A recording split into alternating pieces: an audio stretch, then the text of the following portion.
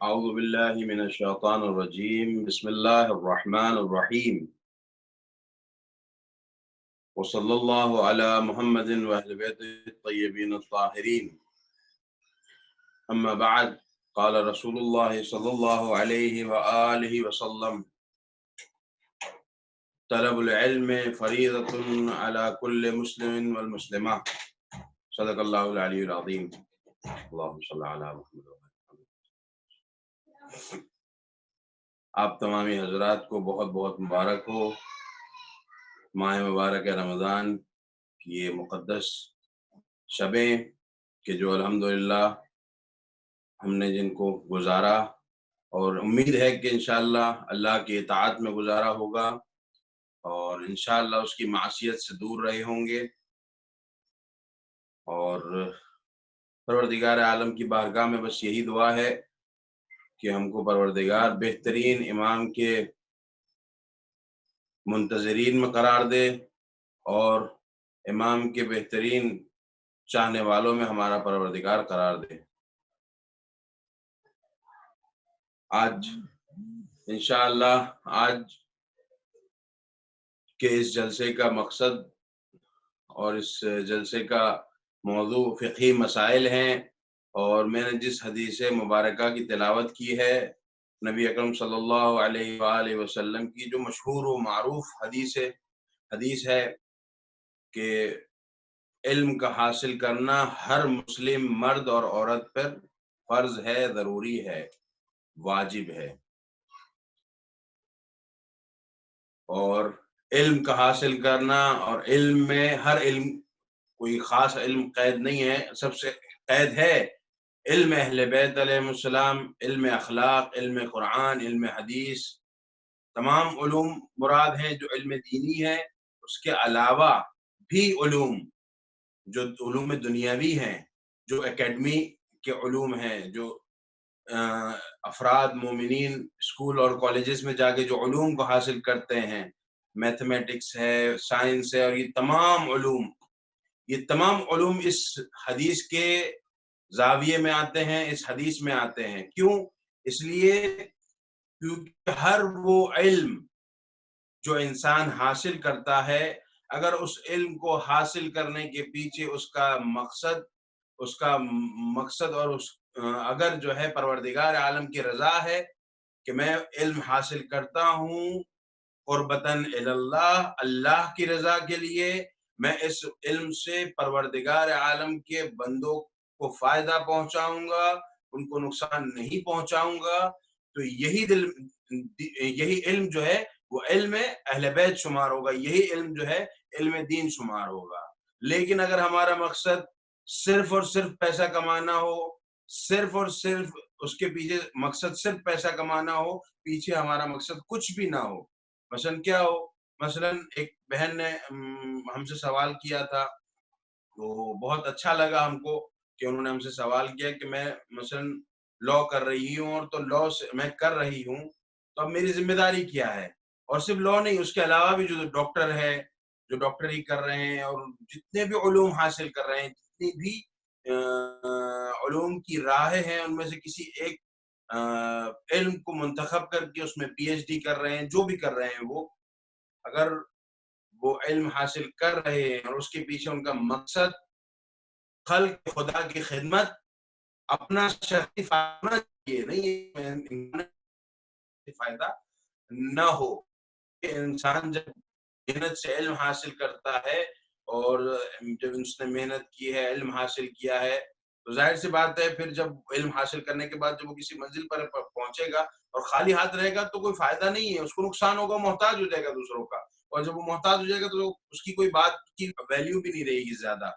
تو ضروری ہے کہ وہ اپنے اقتصادی حالات کو بھی اس سے مرتب کرے، لیکن اس کا سب سے پہلا مقصد یہ ہونا چاہیے کہ خلقت اللہ کی خلق کی خدمت، اللہ کی اور اہل بیت علیہ السلام کی رضا کی خاطر میں علم حاصل کر رہا ہوں یا حاصل کر رہی ہوں، اب وہ کوئی بھی علم ہو. تو جب اگر یہ نیت ہوگی، یہ قصد ہوگا، یہ ارادہ ہوگا، تو وہ علم اس کا علم دنیاوی نہیں رہے گا، وہ علم دینی ہو جائے گا، اور وہ اس کو فائدہ پہنچائے گا. انشاءاللہ اس دنیا میں بھی اور آخرت میں بھی. اس دنیا میں اس کو عزت دے گا وہ علم، اور آخرت میں اس کو جو ہے بہترین اعلیٰ مقامات اس علم کے ذریعے سے حاصل ہوں گے. لہذا علم حاصل کرنا ہر مسلم عورت اور مرد پر واجب ہے، اور زمانے کے اعتبار سے دوسرے دنیاوی علوم کو بھی حاصل کرنا ضروری ہے. اور اس کے علاوہ علم دین، جو کہ آپ کا سب سے پہلا مقصد ہے، جو آپ کی دنیا اور آخرت جو آپ کے سنوار سکتا ہے. اگر آپ نے علم دین حاصل نہیں کیا تو آپ کی دنیا و آخرت، یہ سمجھ لیجیے، دنیا ہو سکتا ہے سنور جائے لیکن آخرت نہیں سنورے گی. کیوں؟ اس لیے کیونکہ علم دین سے مراد وہ علوم، وہ باتیں جو آپ پر واجب ہیں، ان کا تعلیم لینا، ان کا حاصل کرنا، ان کو سیکھنا آپ کا فریضہ ہے، آپ پہ ضروری ہے کہ آپ اس کو حاصل کریں. اب اس میں تلاوت قرآن مجید بھی ہے، اس میں نماز، چونکہ تلاوت قرآن مجید ایک علم ہے، اور اگر آپ نے تلاوت قرآن مجید صحیح سے کرنا سیکھ لیا تو آپ کی نماز سدھر جائے گی. فقہی مسائل ہیں، فقہی مسائل کا جاننا بہت ضروری ہے، کیونکہ ہم ہر روز اپنی زندگی کے صبح اٹھنے سے لے کے رات سے سونے تک بہت سے ایسے کاموں سے دوچار ہوتے ہیں جو فقہی مسائل سے مربوط ہیں. مثلا نماز ہے، مثلا روزہ ہے، مثلا اٹھنا بیٹھنا ہے، مثلا حتیٰ کہ ٹوائلٹ، جو ہم تخلی کے لیے ٹوائلٹ کے لیے جاتے ہیں، اس کو بھی شریعت نے جو ہے اس کے بھی احکام بتائے ہیں، چونکہ وہ مستحب ہیں، لیکن سیکھیں تاکہ دنیا کو بتا سکیں، لوگوں کو بتا سکیں کہ جو ہے ہمارا مذہب، ہمارا دین ہم کو یہ سب چیزیں سکھاتا ہے. جو آج سائنس ہم کو بتا رہا ہے وہ مذہب ہمارا بہت پہلے ہم کو سکھا چکا ہے کہ اس طرح سے اگر آپ جو ہے کام انجام دو گے. مثلا من باب المثال، ایک فائدے کے لیے، مثلا جو ہے انسان جب تخلی کے لیے، فراغت کے لیے جب ٹوائلٹ جاتا ہے تو وہ اپنے بائیں پیر پہ جو ہے زور دے. تو یہ سائنس نے بعد میں بتایا، اسلام نے پہلے بتا دیا ہے اس چیز کو، اس کے فائدے کو.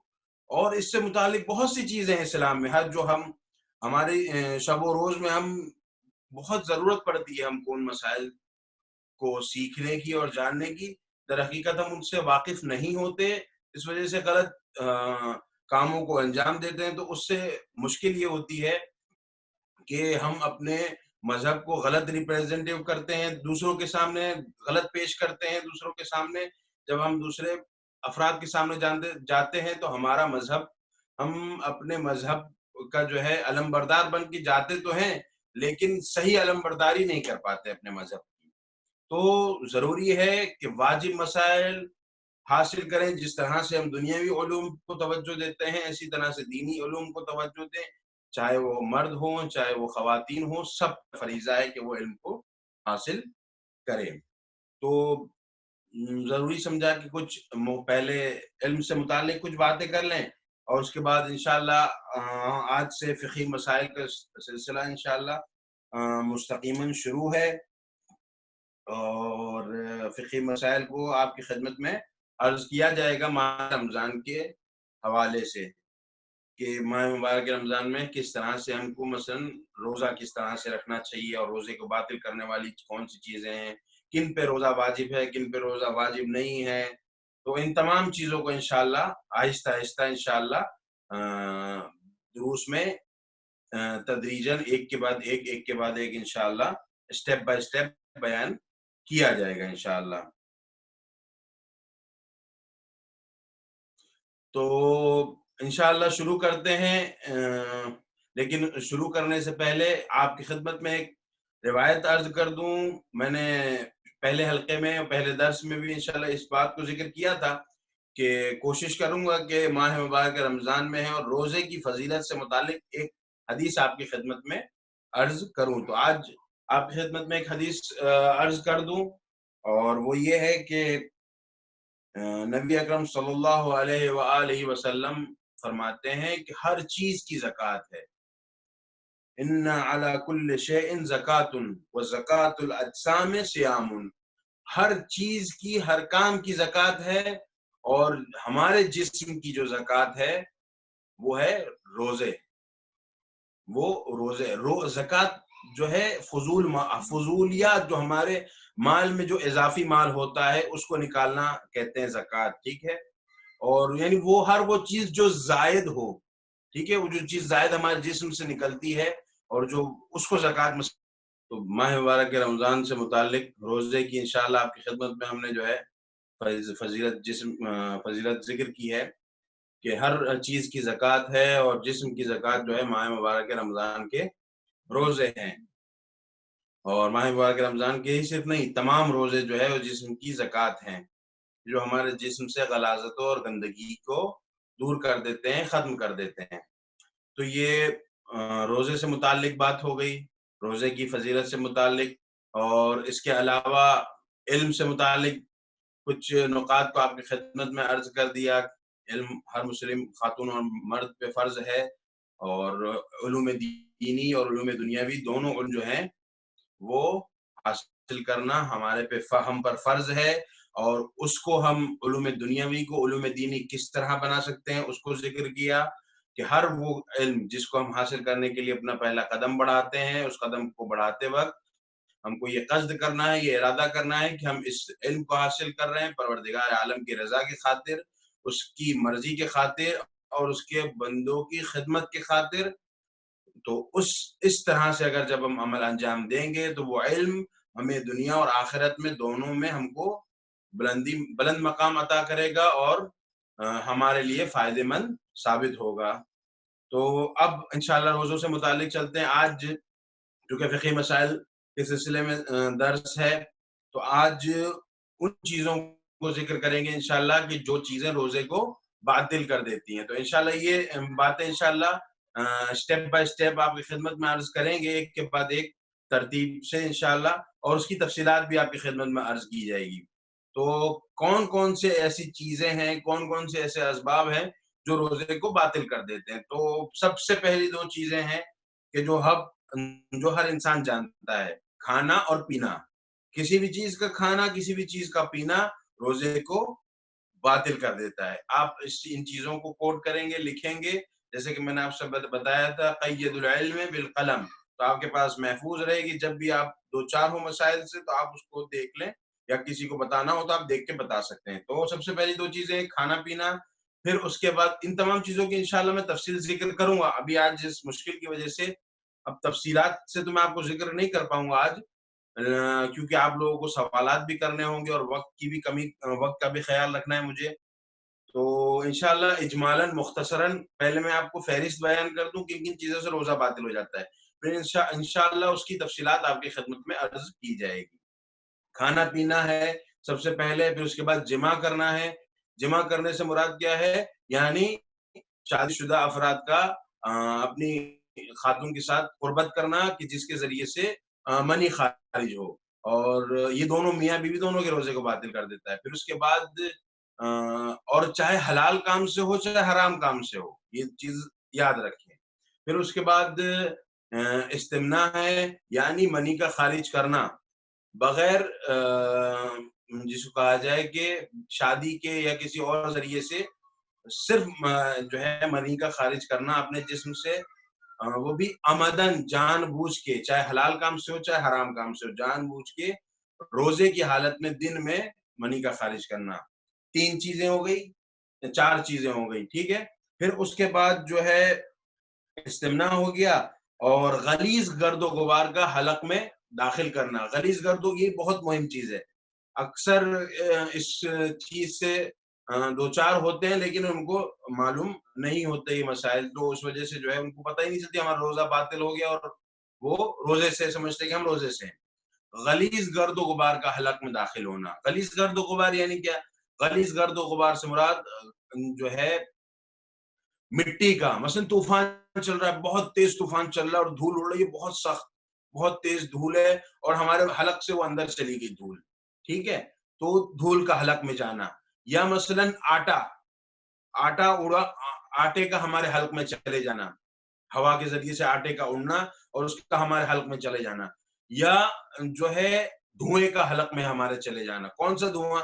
مثلا ایک شخص جو ہے میکینک ہے، گاڑی اور بائک وغیرہ کا جو ہے میکینک ہے، وہ گاڑی کا کام کر رہے ہیں. اب بعض گاڑیاں ایسی ہوتی ہے جس سے بہت گاڑا دھواں نکلتا ہے، اور وہ صاحب گاڑی کے کام کر رہے ہیں اور وہ گاڑی کے دھواں ان کے حلق میں پہنچ گیا، گاڑا دھواں.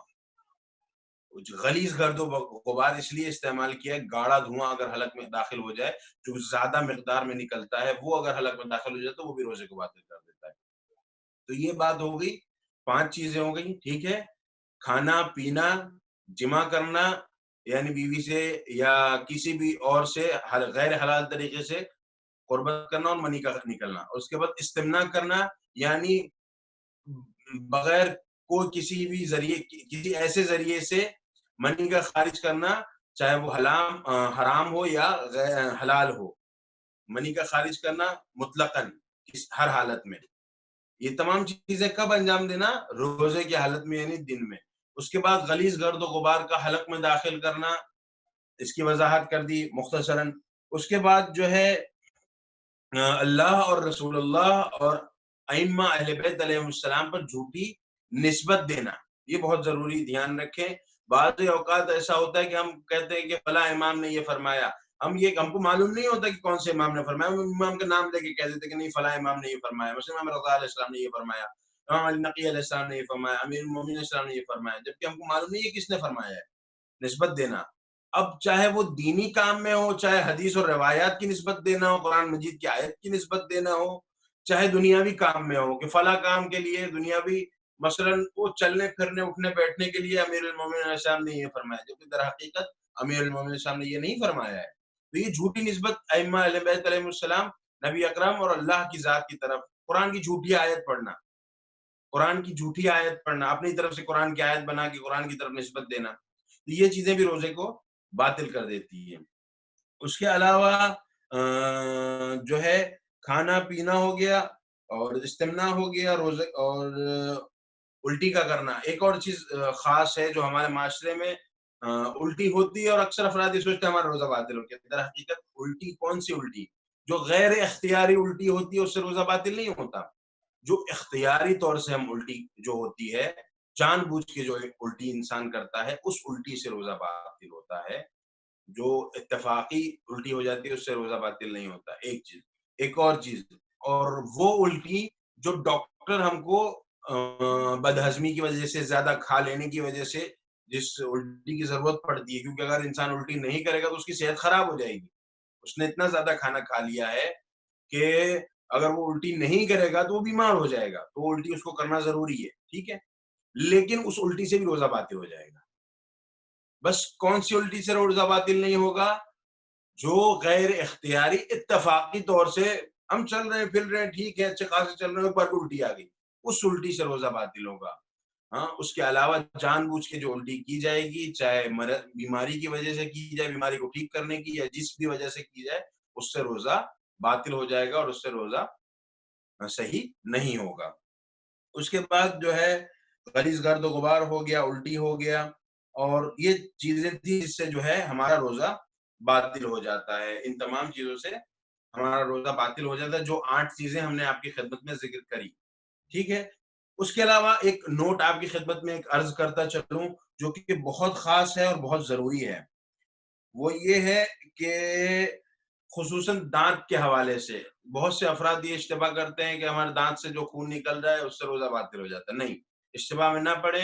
دانت سے یعنی مسوڑوں سے جو خون آتا ہے، منہ سے جو خون آتا ہے، اس سے روزہ باطل نہیں ہوتا، روزہ صحیح ہے، مگر یہ کہ وہ خون حلق میں اندر نہ جائے. ایک چیز. اس کے علاوہ دوسری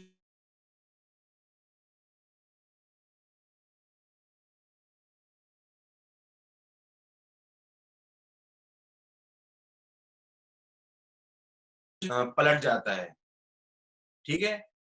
وہ غذا جو ہم زیادہ کھا لیتے ہیں، پھر اس کے بعد زیادہ یا پانی پی لیتے ہیں کھانا کھانے کے بعد، تو وہ غذا کبھی کبھار ہمارے حلق سے منہ تک آ جاتی ہے.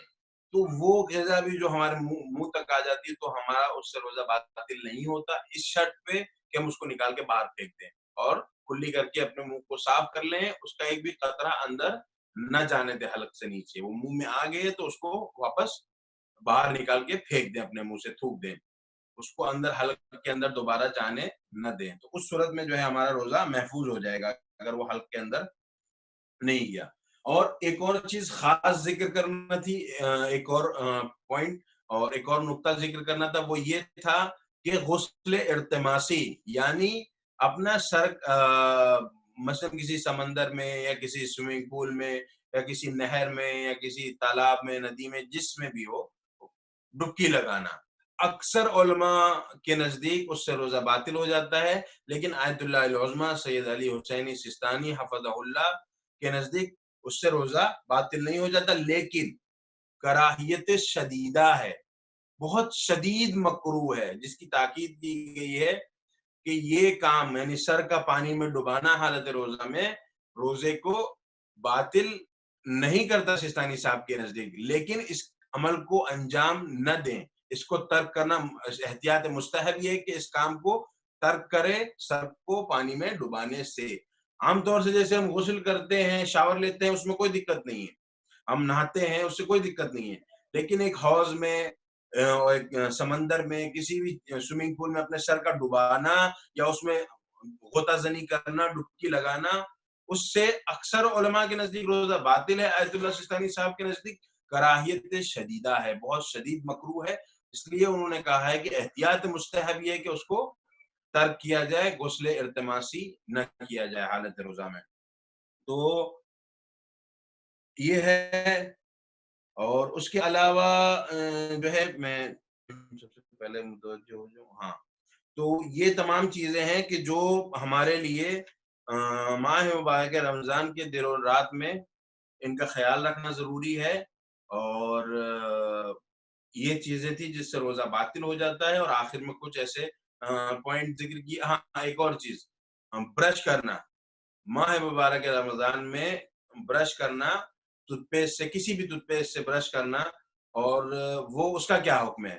تو جو ہے آیت اللہ سستانی اور دیگر مراجع فرماتے ہیں کہ اس کو استعمال کرنے میں کوئی قباحت نہیں ہے، مگر یہ کہ اس شرط پہ کہ وہ حلق سے نیچے نہ اترے، یعنی ہمارے حلق سے نیچے اگر نہیں جاتا ہے تو اس کے استعمال کرنے میں کوئی قباحت نہیں ہے، ایک ہی مرتبہ منہ میں رکھے اس کو اور باقاعدہ اس کو استعمال کر کے پھر وہ تھوک دے اور کلی کر کے اپنا برش مکمل کر لے، بار بار منہ سے ٹوتھ برش کو باہر نہ نکالے، اس چیز کا دھیان رکھے گا، بار بار ٹوتھ برش کو اپنے منہ سے باہر نہ نکالے، ایک مرتبہ منہ میں داخل کیا تو اسی میں مکمل کر لیں اور حلق میں نہ جائے، اور مکمل کر کے کلی کر کے پھر اپنے آپ کو کر لیں۔